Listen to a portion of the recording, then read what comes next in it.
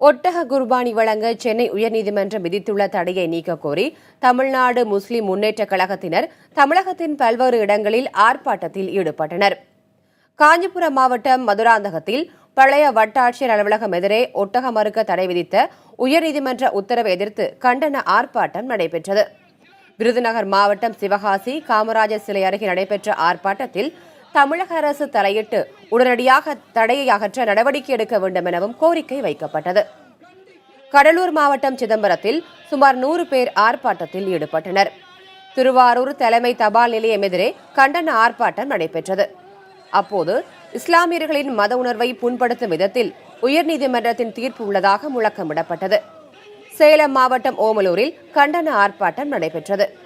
நாமக்கல் அண்ணா சிலை எதிரே நடைபெற்ற ஆர்ப்பாட்டத்தில் பக்ரீத் பண்டிகை தினத்தன்று ஒட்டகம் வெட்டுவதற்கு தடை விதித்த உயர்நீதிமன்ற உத்தரவை திரும்பப் பெற வேண்டும் என வலியுறுத்தப்பட்டது. இதேபோன்று திருவாரூர், ராமநாதபுரம் உள்ளிட்ட பல்வேறு பகுதிகளில் கண்டன ஆர்ப்பாட்டம் நடைபெற்றது.